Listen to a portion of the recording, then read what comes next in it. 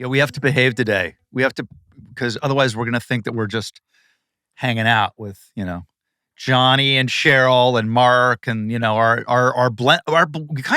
We kind of have a blended family. We do. It's very meshed, all of us. It's a meshed family. I like it. It's a meshed. It's a meshed. Usually they'll say meshed is a pejorative. Oh, you're so meshed. I like it. Great. I think it's nice. I like it. Right? Yeah. Let's make it a thing. So for those who are not invited to our meshed family dinners, so I met you through my son John Owen, who is besties with your amazingly talented husband Mark Foster, who is not only Foster the People, but did the music on Unstable, the show we do together. So is that a fair assessment of how we all met together? Yes. I was trying to figure it out. I think the first time I met Johnny officially was actually at the Wiltern show, like a few years ago when Mark was playing. But Johnny and I were trying to figure it out. Like, when were we hanging out all the time? Because I was hearing about, oh, you got to meet Johnny for like months. But I was shooting Ozark at that time, and it was COVID. And I don't know how it all started. I don't know when I first met you. It's all a blur to me now. I don't have any memory. I feel like I've known you guys like my whole life at this point. I know. Well, and also Cheryl, my wife, and you have a very specific thing going. And I think it's, the daughter that... My Cheryl Lowe. I'm wearing SL earrings always, every day. Cheryl Lowe earrings. Every day. Staple. Yeah. Yeah, I love Cheryl Lowe. Big fan. She's a good one. Yeah. Smart man. And I had a t-shirt. Johnny gave me a t-shirt of your face, and I forgot it at the house. So I was going to... Yes, I had a whole shtick planned out, and I was stupid. So anyway, go on. Damn it. Okay, first of all, we have so much to talk about. But first of all, I want to hear about Wolfman. Now, which is that's in theory why we're on this podcast, because otherwise we would just be having lunch and talking. Okay, so you come off of Ozark, which, by the way, obviously everybody in the world loves. How much, if I had a nickel for every time the meme of you comes up on my TikTok, and you know how obsessed I am with TikTok, I will fucking kill you, comes up on my TikTok. It's the greatest. It's my greatest little internet snippet of all time. Do you love that it's such a great thing? Are you serious? Coming from you, you're like the most iconic person. That means a lot.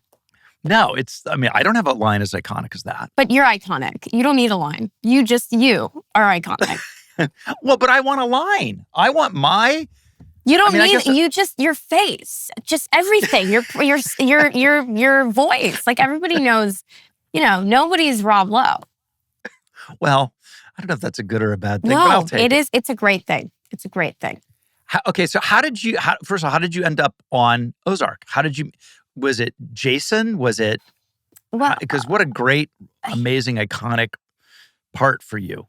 Yeah, well, it was funny. It was interesting. That year that I booked Ozark, there's some years that it's like a desert as an actor. There's like nothing. And I was really worried that I wasn't getting a job. I was not getting work that year. I was going on so many auditions and I wasn't getting anything.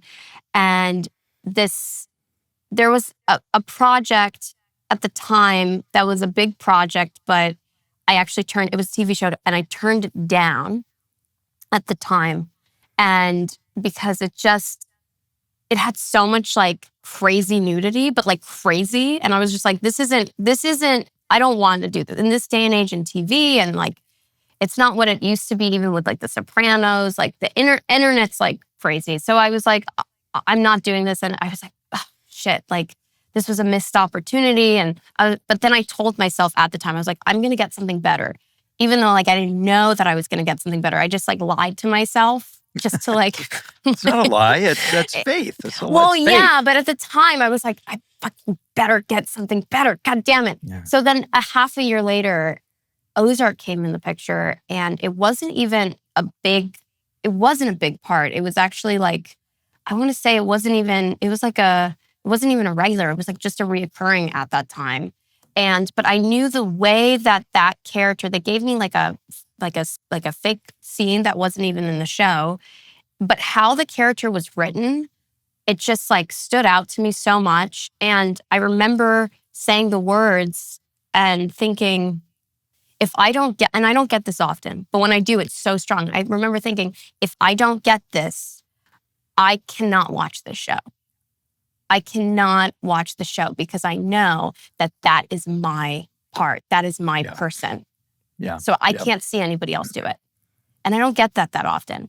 And so I went out for it. I auditioned for it. It was like a tiny, tiny New York casting office, paper thin walls. You could hear the other actors read the lines that like you're about to read. Oh, Jesus. And I remember sitting there thinking like, oh my God, like, and I practiced it in like a Missouri accent because it said she was from Missouri.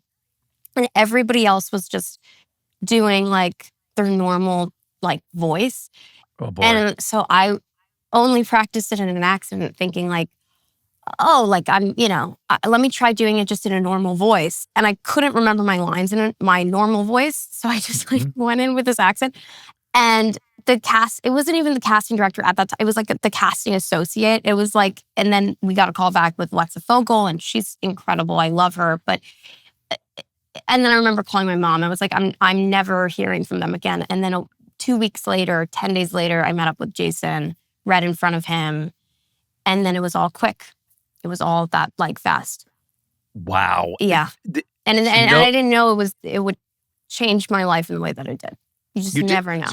So you knew it was your part and important to you as an actor, but there's no way of knowing how that works in the zeitgeist. No. There's no way to know that show would become what it became, other than the fact that it was good on the page. 100%. And like I'm sure even like you've been doing this for so long, like there's times where the lineup of the project is crazy.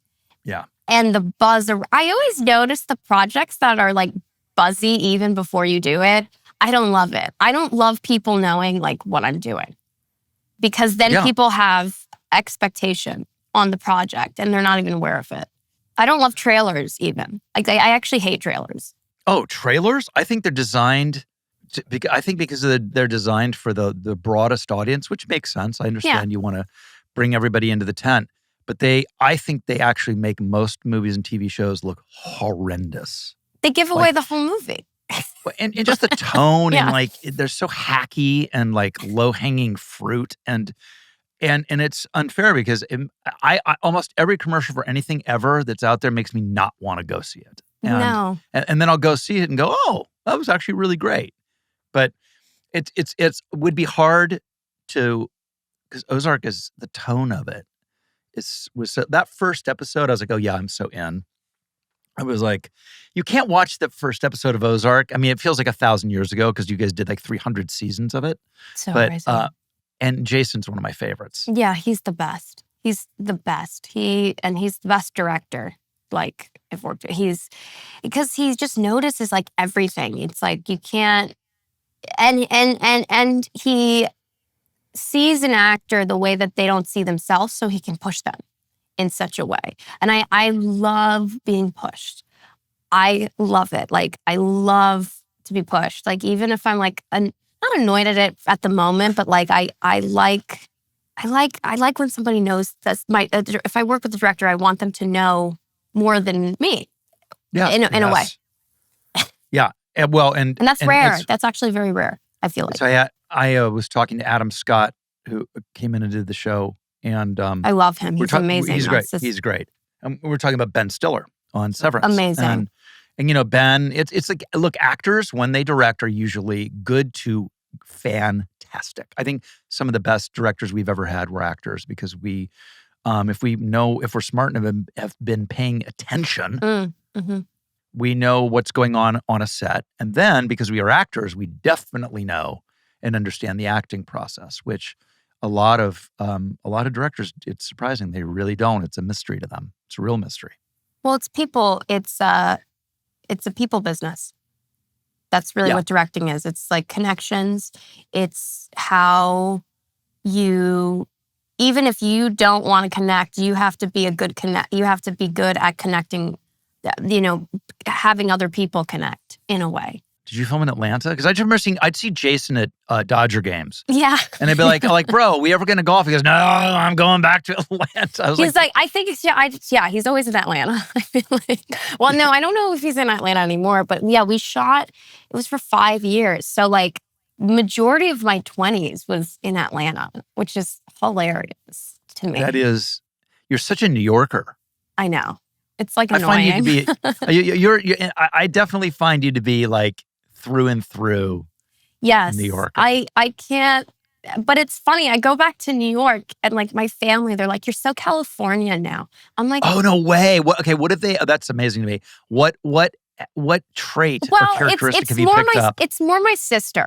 It's not, my mom and my dad actually love California. I actually feel like if they could do it all over again, I think they would like move to California. My dad's also from Ohio, by the way. No way. So like, yeah, Cleveland. So yeah, I think they would come here maybe, but I don't know.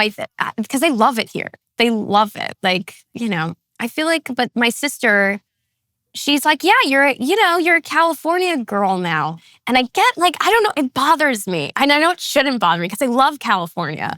No, there's something about it that's a little bit of a like look, there's no denying it's a backhanded compliment. Yeah, Anna. Her name's Anna. Or if you're listening to this, stop saying that.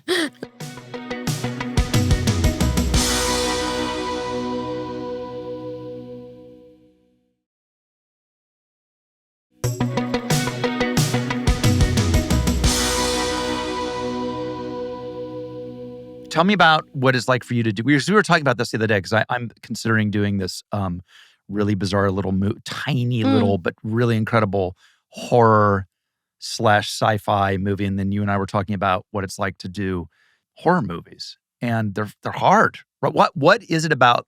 Because you have Wolfman out now. What is it about that you find different and more challenging than other genres? That every day you're in a constant state of panic. You do not get a break. You are constantly giving yourself an anxiety attack, like literally purposefully like hyperventilating. And then you're just like, what am I doing with my life? But then you're like, but I'm sick because I chose this. Like something is deeply wrong with me. But that's okay. It's because, it's good for the acting, I guess. I don't know. No, it is there. I think every actor gets to a certain point in their career where they've done enough work, where they question that because it's going to the well. Well, I think what you're saying, which is true, and correct me if I'm wrong, like you have to make yourself uncomfortable from time to time because otherwise it's depressing. You don't we're creatives. We have to fill that creative well somehow because otherwise we're going to go, then we're actually going to, then it's going to be a real life horror movie for us.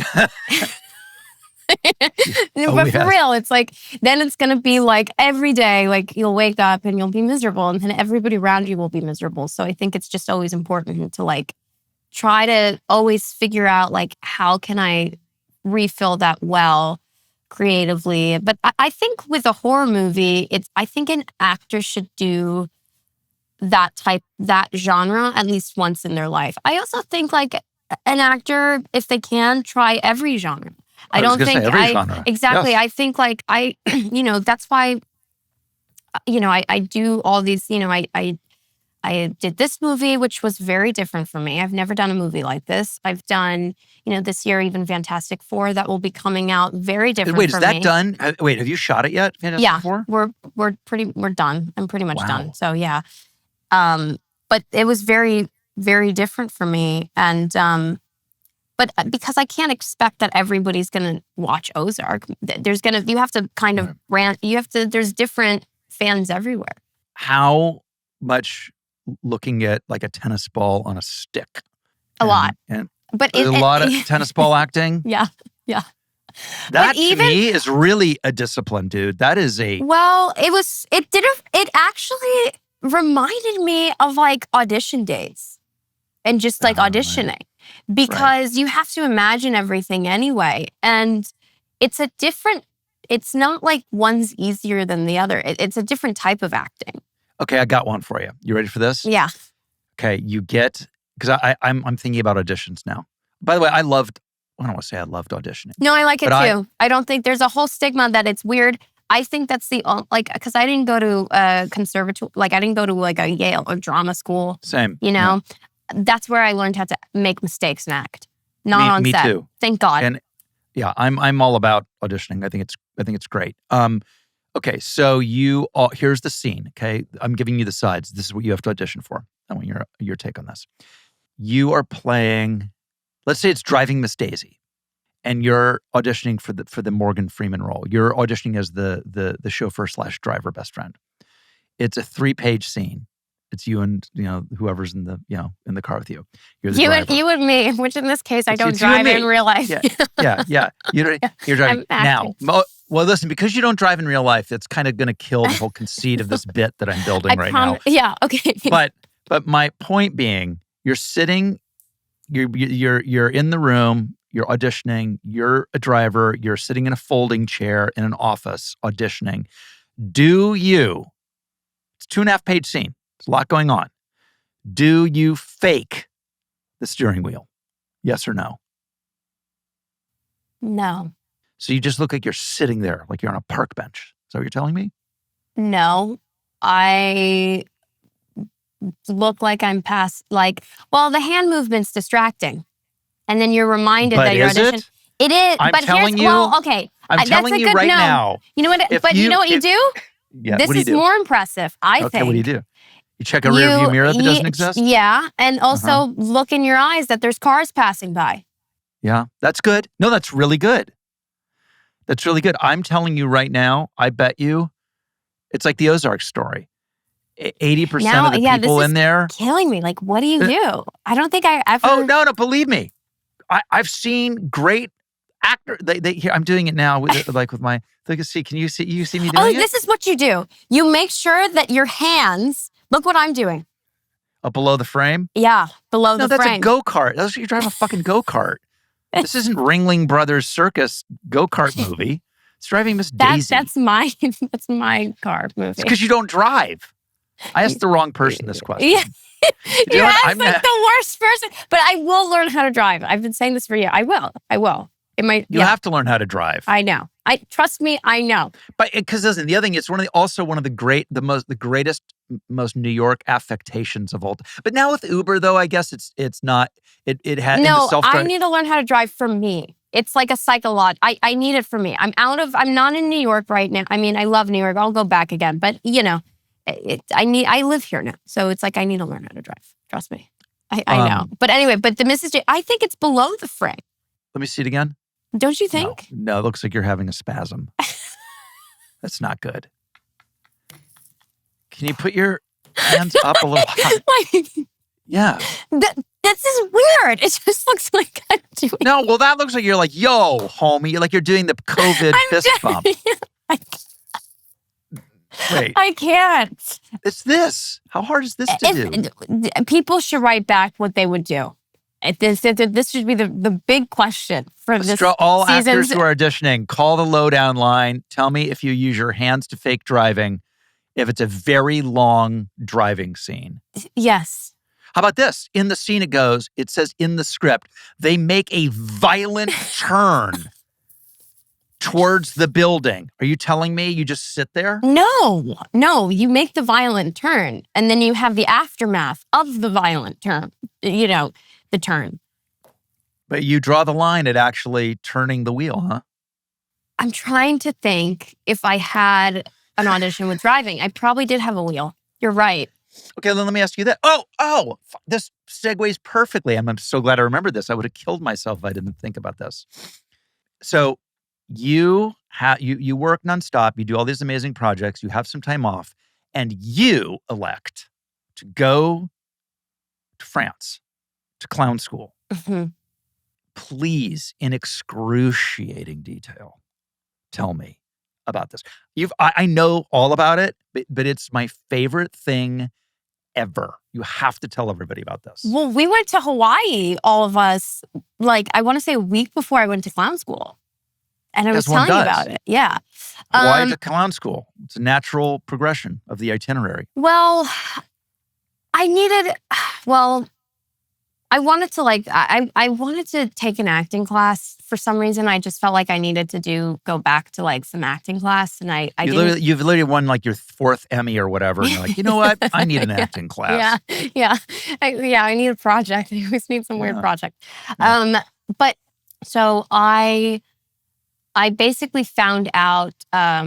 Actually, it was like through a mutual friend, Sacha Baron Cohen, was at this dinner, and like he was talking about clown school, and I didn't I didn't know that it was like a real thing. So then I asked him, I was like, what's clown school? And he told me about this teacher. His name's Philippe Gaulier. And he's like, you need to go to him. He's like 85 years old. Like he's one of the great teachers. And so I was like, okay. So I wrote down the name and I looked it up and it looked amazing. And then I realized I was like, I'm going to just go now because I feel like I'm not going to do anything the whole summer because there was a strike. There was the writer's strike. Right. And right. So to me, the greatest luxury is time. Yes. And when you are an either you have all the time in the world if you're an actor, or you have zero time. And to me, I'm like, okay, well, this is just another thing in my pocket. You know, when I wasn't working, that year that I wasn't working before I booked Ozark, I wasn't like booking any jobs.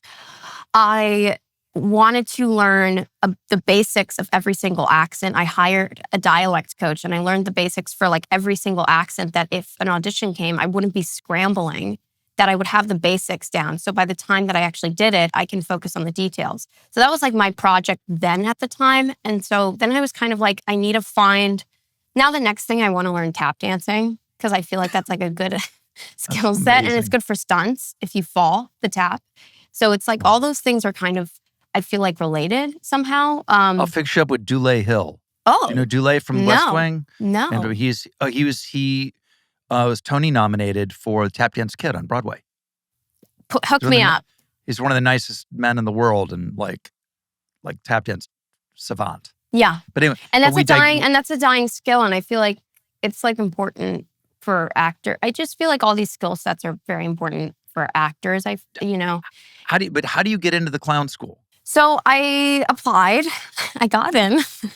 But it's a thing. It's like they don't just let anybody in. Well, no, it takes like it's months because everybody wants to go there because they want to learn from this guy Philippe, and he's responsible for a lot of he's just a very famous clown teacher. And so I went there. I went for clowning. Just pure, there's different types of clowning. There's like clowning and then there's bouffon, which is another type of clown work. What's the difference between a clown and a bouffon? Well, like a bouffon's like a buffoon. A bouffon's a buffoon. Right. And yes. It's like a pariah on stage that you want, that is really funny and is kind of an ass, and you want them to, leave the stage. And like Sacha Baron Cohen's like one of the best, he's best bouffons of all time. That's probably I'm assuming what he went for. Yeah, so Borat and Ali G and all of those characters, and they're buffoons, not clowns.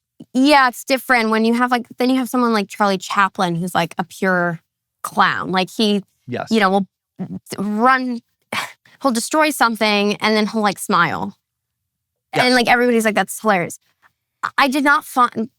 So anyway, jump to, I go to France. I wanted to, I just needed something different. I don't even know why I went. And then I realized after the whole experience why I went. And it was because I got to the place where I was so afraid to fail. And I was never like that, ever. Because I failed. My whole life was like one giant failure. So I was like very comfortable at failing. So I was kind of just always had like the what's the worst that you can lose mentality. And I think that is so important in life, but just with the acting. I think just putting yourself out there, what's the worst that I can lose? Because the audience can sense that. They can feel when you just go for it and you don't care. It's just like, this is what I'm offering. You can take it or leave it, but this is all of me. So if you don't like it, you don't have to watch it. And there's something like captivating about that. So I think I had just not shame, but I think that there was a lot of I love working. I had a hard time with the aftermath of just all of it with Ozark and Delvey, and like I was not comfortable in being watched in that way. And I got very self-conscious, which made me like, I don't know, made me like kind of ashamed for myself. I don't know. I wanted to hide. It's a different thing. I mean, like, you know, we're talking right now. It's Oscar season, and you know, if you deliver a performance and it gets recognized and it's great, becomes a full-time job. It's more work than making the movie. It's more work in making the movie instead of just being like, you do 1 or 2 award shows, which is how it used to be. You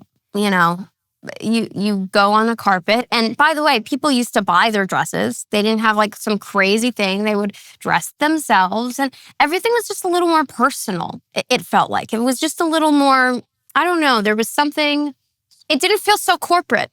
It's very corporate, and by the way, this is not a we're not. It's not a slight. No, we're not. we love the Oscars. We love the Oscars. We want to win lots of awards. No, but it's just a mere statement of fact. It is you get nominated because of your performance, and you win because of your story.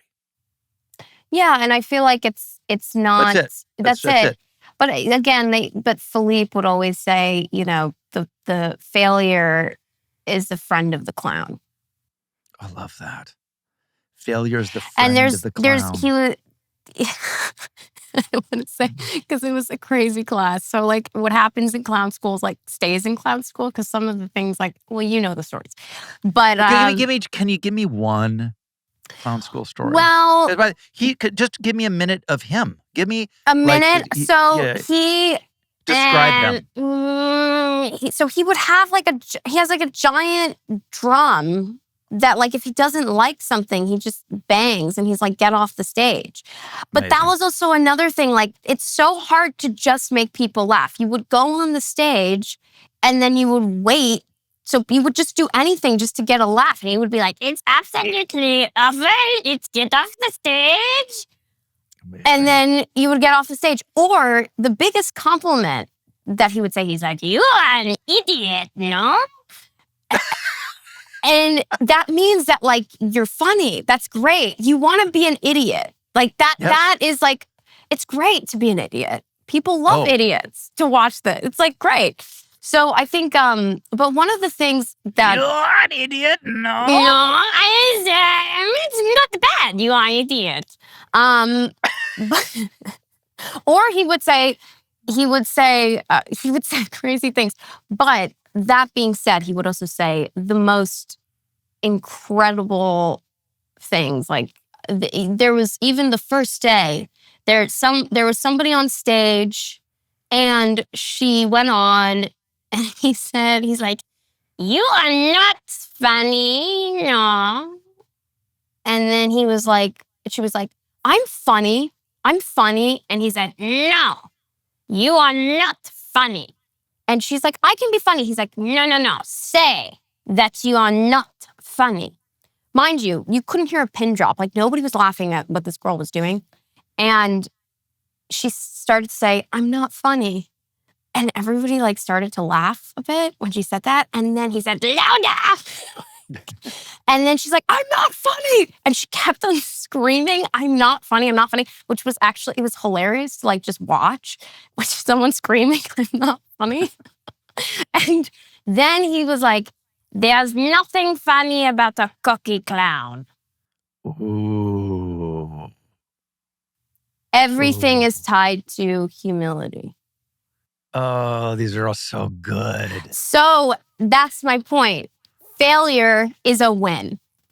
It's incredible. I love a comeback. I love, even if you have your own comeback story, every day. There is nothing funny about a cocky clown. No, there isn't anything funny about a cocky clown.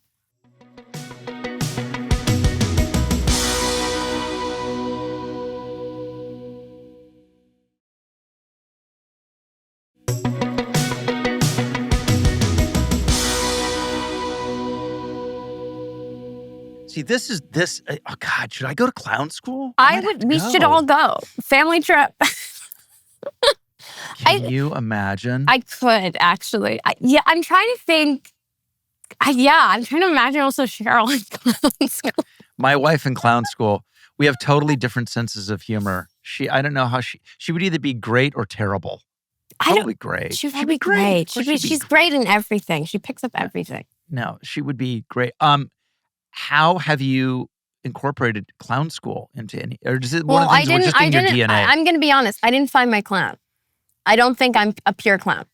Even though I have my certificate. I have a clowning certificate. But you have a clowning certificate? I do. I have a clown certificate. I graduated as a clown. But I didn't find my clown. I think for me, it's just that. Not being afraid to fail. Yeah. And I think sometimes when you have wins for a period of time, there's ups and downs in a career, and I think that's you got important. out of it what you wanted. You got out of it what you wanted. You didn't need to find your clown. Yes. If you'd have found your clown, would it have been an actual character? Like, did people come away and go, "Yeah, it turns out my clown is a cowboy or whatever"? I don't know. I think my clown would be kind of secretive because for whatever reason, people always think I have like something on my mind. But I'm like, if you really just, they always make me like these like secretive like characters like Ozark and Delvey, and I don't know. They always think I'm funny when I'm hiding something for some reason. So maybe it would be like a sneaky clown. Maybe. Ooh, that's an archetype I could work with. Yeah. But like, but most of the time, like people really know what I'm thinking. I'm just like that, that monkey that has the there's the best. Like that's like yeah. Like I'm just like, everyone's like, oh my God, what are you thinking? I'm like, do you really want to know? Yeah. Like, tell me the latest. Or it can be so like, my brain. I don't know. I don't understand my brain half the time. Tell me the latest Madonna stuff. No updates. Same status quo. Yeah, same status quo. It's so funny. Everybody's always like, oh my God, like. Here, wait. Can I imitate journalists on your media tour real quick right now? Sure.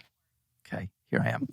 This is actor Rob Lowe playing a journalist. Everyone playing. I'm the host of. I don't want to say, but I'm the host of something.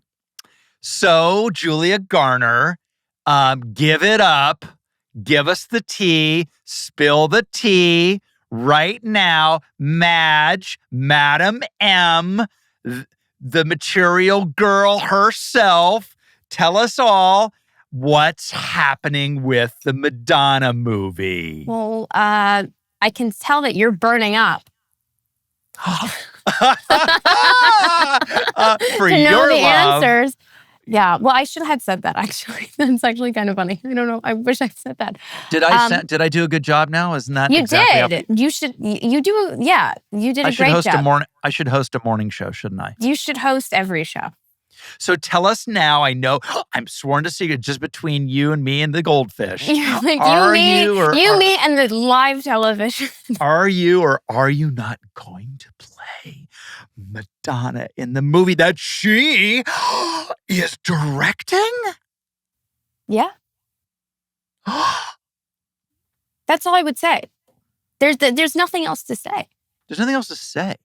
No, and you know what's funny? It's like it's no different than any other job.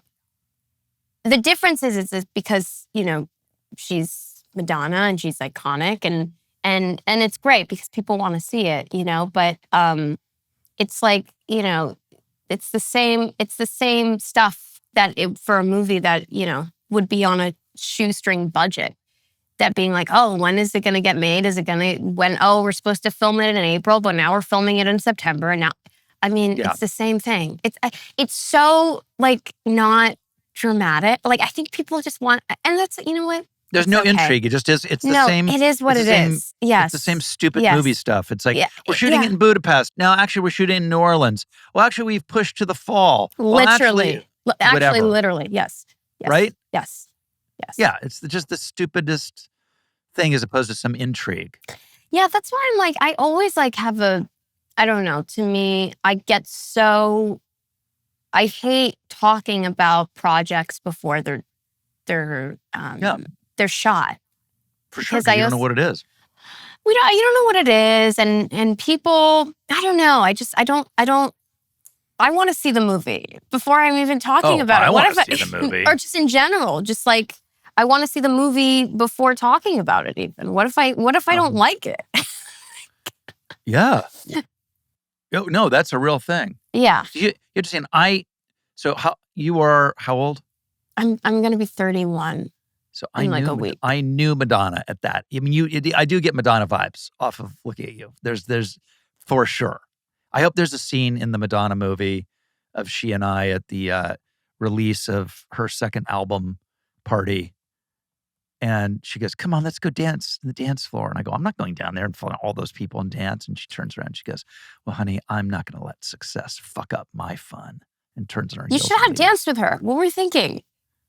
She's so fun to dance with. I missed honestly. my moment. I missed my moment. You kind of did. Well, I'm 100% not gonna I lie. did. Oh, 100% I did. 100%. She's a great dance partner. She is Oh, for sure. the best. Well, I want to see that movie badly. When it comes, I'm going to come visit you on that set. Yeah. I mean, but one day at a time. One day at a time. Well, this has been amazing. You're the greatest. I'm going to go golf now. I'm dead. Oh my, where are you going? Where is this in Santa Barbara? I'm in Santa Barbara. We could have done this at the house. With the dogs running all over us and stuff. I know. This is also another thing. Why is it that like sometimes when you have like general meetings that they put you the amount of times that I've had meetings sometimes that like, listen, no, nothing against the farm shop in Brentwood, but like love the farm shop, but it's just like some random place and they're like, yeah, and she really likes it here. And I do like it, but it's like, I wouldn't, or people like, they pick these places. Do you know what I'm saying? Yeah. I want to go to like Pink's Hot Dog and meet you there. Or like, yeah. Or like at the beach, anywhere. Yeah. It's like, I might as well go to a Starbucks at that point. Next time we'll go to dog park. Your dog Biz is one of my favorite dogs. I love all your dogs. Bella's like a sweetheart though. Bella's so gentle. Sweet Bella. Well, I'm doing a thing for pets and pet food and this whole thing. And I did my first day of work and brought all my dogs and it was great. And they were all amazing. And then my second day of work, like, maybe just bring Bella. Oh. Which is sweet. She's the older woman. No. Yeah, but she's a baby still. Energetic. She's a good, all dogs are good dogs. Well, I have to say, like, you guys are like family to me, and like I love you guys so much. And I never, because I always feel like we always see each other at like dinners, and it's always different. But like, you're honestly like one of my favorite actors, and I think you're just so incredible. And and now I'm speaking to you as from actor to actor right now. And so this is just like, I'm so happy to have done this, to just talk to you about, acting or whatever it is, Let's do, we'll do something for real one of these days, I hope. Yeah, and I think we should actually we should do get it. off the phone. We should actually talk about it. Yeah. But 100, yeah, I know. But I'm so excited for you to do this movie that, I think it's going to be really good for you. The horror film. Are you excited? Well, yeah, but it's like the Madonna movie. It's like, well, we're pushing 5 weeks. Well, we're pushing 2 weeks. Well, I mean, we'll see. I mean, I'll know soon if I'm going to do it. But it would be sick. It's a movie. It's either tomorrow or it's in years. It's never like it's so funny. It's always the same. It is. It's like you said, I love you said, actors either have all the time in the world or no time. No time, but that's why time is like the biggest luxury. And use this time to prep because this is an opportunity for you to do something different. Like if they're not making it immediately, like that just gives you more time to prep. 100%. All right, darling. Okay. Love you. Thank Love you, Rob. We will. I will see you shortly. I'll see you soon. Okay. Bye, Rob. Love Okay. you. Bye. Bye. Thank you.